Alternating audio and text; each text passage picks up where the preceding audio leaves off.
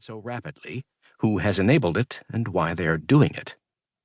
For one, grant-giving philanthropic foundations have contributed millions of dollars to underwrite the spread of this ideology in K-12 schools, while consultants have profited. But the reason K-12 schools so eagerly eschewed standards of objectivity and meritocracy for subjective lessons and artificially forced equal outcomes is fascinating. Luke demonstrates convincingly that it is not about race at all, but rather the latest in a series of techniques used by education bureaucrats to hide more fundamental failings around their core mission. My work as an investigative journalist involves sifting our nation's political class for evidence of corruption. What I have seen over my decades of work is that corruption is most likely to fester where no one is looking. What Luke has found is that some of the same forms of deception, self-dealing, and corruption that I have seen in the halls of power are also occurring behind the friendly-seeming facades of the schools in your town. He identifies systemic rot in an area that is, somehow, simultaneously omnipresent and remarkably under-scrutinized. There are kickbacks to school board members who, wouldn't you know, also run, or have a family member who runs, businesses that do all sorts of educational consulting work. There are enormous charitable foundations that gain access through generous grants only to steer schools to focus on their agendas, which rarely entail better academic outcomes. There are games being played with the statistics to make educators look good without helping students. These are familiar scams to me, but the extent of it is eye-opening.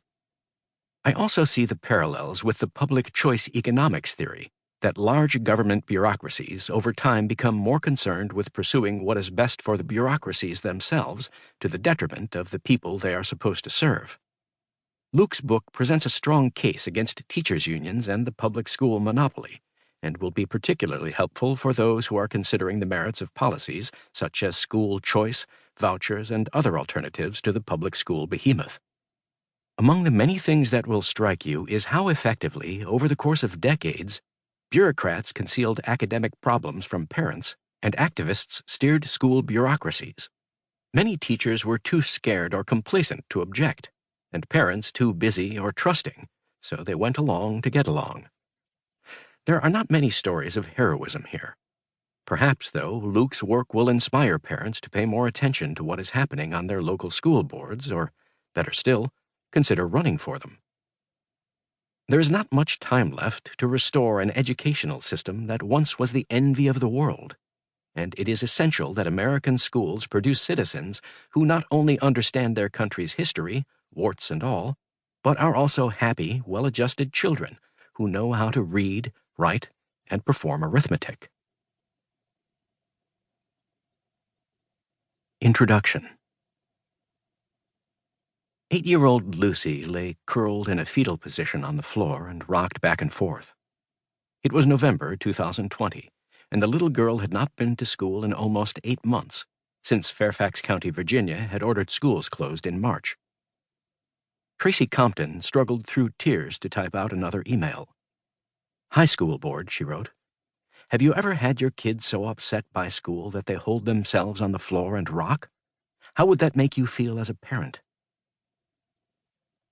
In the fall of 2020, life was proceeding for many Americans despite the respiratory virus that had spread from China. They donned cloth face masks to minimize the chance of spread, but otherwise went about their business. Low-paid cashiers showed up for work and handled cash from an endless procession of strangers. Postal workers traveled from house to house. Waiters brought your food in restaurants. Flight attendants cleaned up air sickness bags and navigated the narrow aisles. School sports continued. Heck, even strip clubs were open, albeit with more stringent social distancing required. Teachers, the highest paid of any of these positions, who interacted with the fewest people during a typical workday and worked with the age group that posed and faced by far the least risk, refused to return to their classrooms.